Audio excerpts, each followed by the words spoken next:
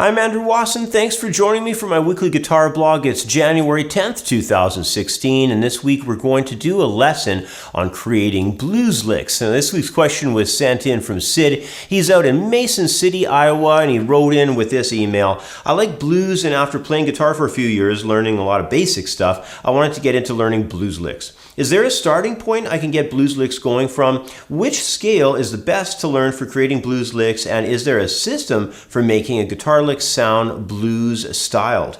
Your teaching has helped me a lot so far. Hope you have some tips on this subject. From Sid in Mason City, Iowa, USA.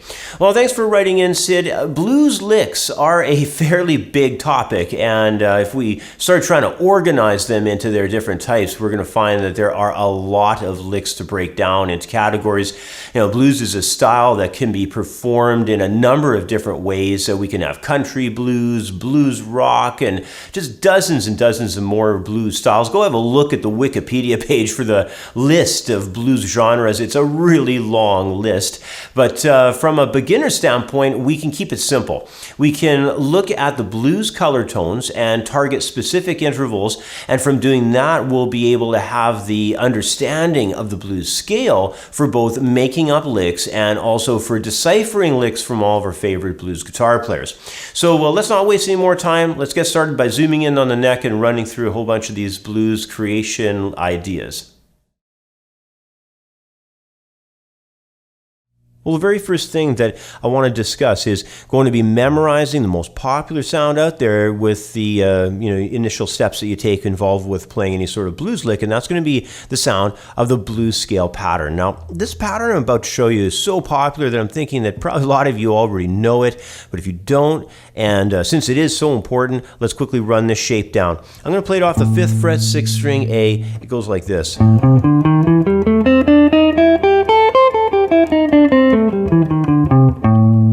Now, what this scale is it's a 5-tone scale with the addition of a passing note. The notes are taken primarily, of course, from the minor scale, the natural minor, I should say. And the minor pentatonic is using the root, the minor third, so we're skipping the 2nd degree, we're going to the minor third. We're using the perfect 4th and the perfect 5th, but in between we're also including a passing tone, a diminished 5th. Then we have a minor 7 tone, and then, of course, the octave from that point. So the 5 tones, what's making it, minor pentatonic, are the root, the minor third, the 4th, 5th, and the flat 7. So 1, 2, 3, 4, 5. And then we have our octave. But what makes it unique into the sound of blues is we have that passing tone that's the diminished 5th. And that's a really unique sound. And it really gives us a cool concept, the tones of the blues sound when you include it into licks.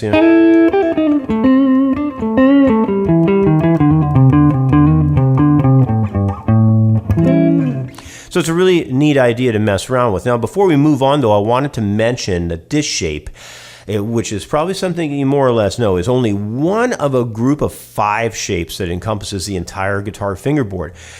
So, if this is the only shape you know, or maybe this one and perhaps one other one or something, get busy learning all of them so you know all 5 covering the entire span of the guitar fingerboard, because if you have all these important shapes down for blues, you're going to have a very good handle on being able to come up with movements and also decipher what's going on when you lift off a couple of your favorite licks of your favorite players. Now, if you want to take this all a step further, I am going to plug one of my products here. I don't do that enough. I should really plug my products more, but I do have a course called the Blues Guitar Styles course that I've put out.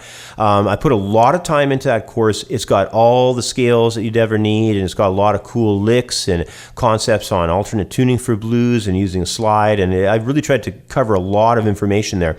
So there's my plug of the day, the Blues Guitar Styles course that I have. It's an ebook and a whole bunch of MP3s that go along with it to play through the examples in that course. So if you really want to get your feet wet going through blues ideas, I'd highly suggest that course I put together. But I'm going to leave things just in the scales in your hands now to get to know that scale I just ran down there if you don't know it, and then learn the other ones on your own as well. And then we're going to come back in a moment. I'm going to carry on with some licks. Now the next thing I want to do with that blues scale shape is create a lick from it. And it's important to realize that there are hundreds and hundreds of blues scale licks out there that you can learn from other players or even dream up out of your own. And they're all based out of these blues scale patterns pretty much. There's other things that can happen. It's not just these scale patterns alone when you're dealing with all the concepts in blues and all the styles. But these are really foundation. The blues scale patterns we're discussing are a really big foundation of that. But it's pretty much to the point of being limitless, when you start experimenting with these sounds. So do a lot of that, come up with a lot of ideas here in the lesson out of the material I'll be covering. But, take this into your own realm, develop a lot of sounds and a lot of directions, as you're moving through ideas and, dream up your own phrasing concepts. But let's get to this lick. In this initial lick, I want to begin by just, playing it down for you so you can hear the idea and begin noticing how the notes are taken from the blues scale. It's going to be really obvious because it's a super simple guitar run.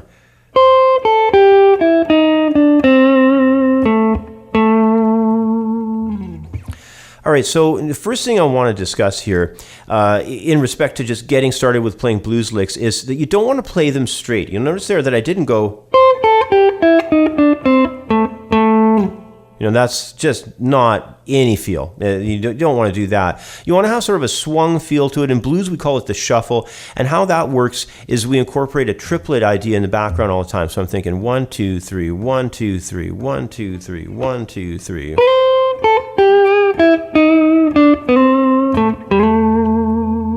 And then that's what's giving you that swung feel that's so important for this style. Now, also, you want to pay attention to your dynamics. How loud or how soft you play certain tones. B.B. King is a huge guy with dynamics. Same with Eric Clapton. They're just so sweet with the dynamics that they're using. How loud or how soft they're incorporating the tones that they're using. And also, there's that sort of bluesy swung groove that you want to do with some phrasing and some dynamics. Now, that second time I played it there, you probably noticed I was throwing in a bunch of slide concepts there. You can do it off of any note. You can slide from above or you can slide from below. And you can go, above or below on any note that you really want to there. You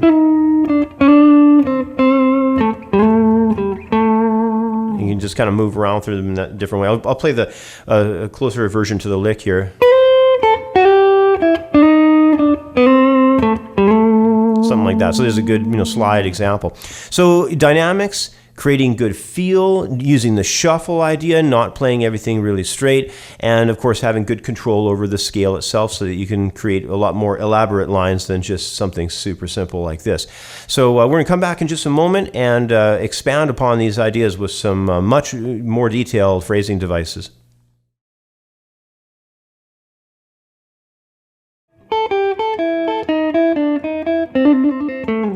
Well, the next blues lick I have for you incorporates two more concepts that are really important to playing ideas from the blues scale. These are the ideas of pedaling on notes and on learning to produce a trill, or what some players will call spinning on notes. And this is a huge idea when you're creating blues licks, and all it really is a technique of performing very rapid hammer-ons and pull-offs. So here's how the example lick that I've created sounds. Listen for the trill in the second measure. So it's kind of a cool idea when you hear the pedal tones up front, and then the trill. It's just a really fast idea when you're spinning those notes with those rapid hammer-on and pull-off concepts. So now that you've heard this line in use, I'm sure it's a pretty familiar kind of sound. I'm positive you've heard trills and pedal tone ideas before. And take notice of the pedal tones. That's a really important concept. You can take really any note of the blues scale. You can do it from a lower tone. You can maybe take this tone here and then just pedal off that. Take the root. So you could take any tone above or below and do some pedaling off of it, just as well as you could take any tone in the blues scale and you could do a trill with it. So there's a lot of fun with these ideas. They're really valuable, and I highly suggest getting them into your playing. Well, in my final example, I wanted to branch out further and involve a number of other really critical blues scale phrasing and technique concepts that occur over and over again when making up blues licks. These include bending notes,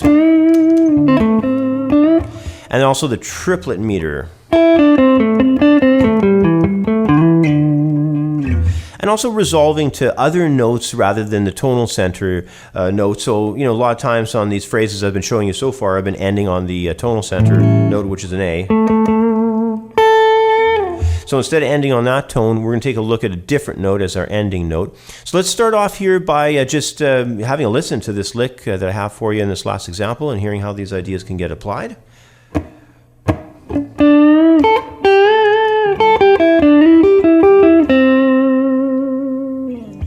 So what's happening there is we're starting on the 3rd string, bending that 7th fret up a full step, then coming to the top of the scale here with the high A, and then doing a bend on the 8th fret 2nd string, and then doing triplets. So that's going to be on the 4th beat. We'll have our first triplet: 4 and 1 and 2 and 3, 4. The last note's a half note there. So the triplets, it's a really important sound to blues. It's sort of the foundational sound that we have. When we were working with the bending ideas as well, this is a really huge concept. And I should mention, when you're doing bending, always have some support fingers in behind so that when you hit the note, it's a very smooth bend upwards. You can see I'm using 3 fingers. I'm getting in behind the main tone that I have up front with my most forward finger, and that's the finger that's, of course, fretting the note, but then in behind I have these other fingers helping to push that string. So it's very smooth when you make the bend move. Now, I think it's important that you realize correct pitch is a huge thing when you're bending. You don't want to bend a note to a wrong note, so you should practice that. If you're going to be bending, let's say, this G note up to an A, make sure that the A is definitely the one that you're bending up to. Same thing down here, with this initial bend that's happening on the 7th fret 3rd string. That's a D, and we're bending it up to an E. So, make sure that your bends are smooth and they go to the right tones, of course. And the final thing I need to mention with this lick is it ends on the minor 3rd. It goes to a C tone that we're ending on. And C, as a natural tone, is sort of out of sync with our dominant 7th chord, which is sort of the mainstay chord when you're dealing with blues sounds. So it's kind of a little bit off kilter. A lot of times, guys will end on it and bend it out a bit. Take it up a little bit. You can hear it moving upwards there into that C sharp. So, if you're going to do something like this, ending on a tone that's sort of outside on that first chord, you may want to bend it up a bit. But then when you consider the other tones of the blues scale, especially the 4th, the other chords of the blues progression, the 4th chord, in this case, if we're in the key of A, the 4th chord is a D dominant 7th. And right there is the C natural. That's the flat 7 tone of our D7 chord. So, this lick here that we're doing would probably be a really good way to end it, or anticipate the arrival of the next chord being a D7. So lots to consider here. Just getting more into that theory side, it's important as well. So, but I'll play this lick one more time and give you a chance to hear it once more. You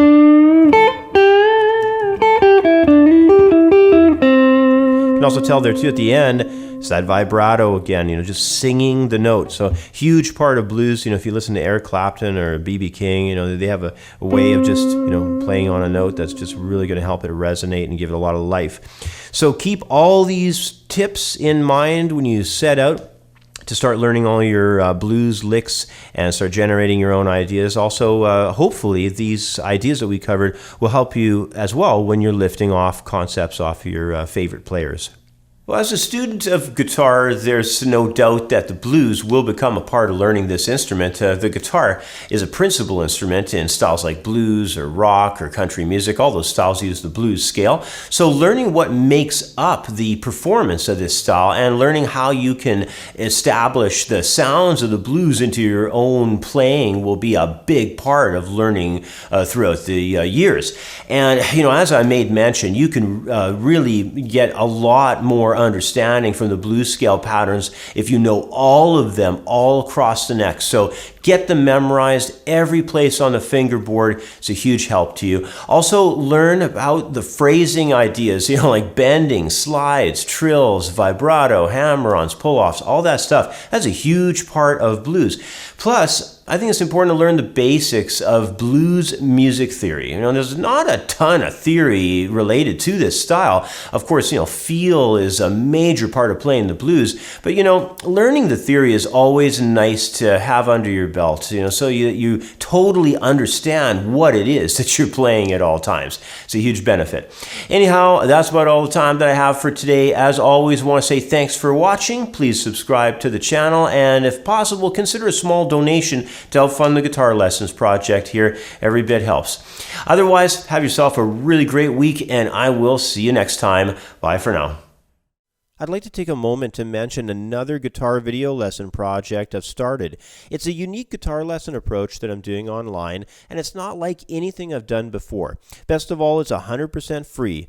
I've called this approach Guitar Micro Lessons, and they're a great way to learn a few new licks or riffs or chord shapes each week. Now, these Guitar Micro Lessons are quick and easy to learn from. They're very short, with each lesson running between only 1.5 to 2 minutes in length. They're published to YouTube from Monday to Thursday on my other Guitar Blog Update YouTube channel, and you can either subscribe to that channel to guarantee getting each new episode, or just visit the channel whenever it's convenient for you and check out the new micro lessons in the playlist on the Guitar Blog Update channel's homepage.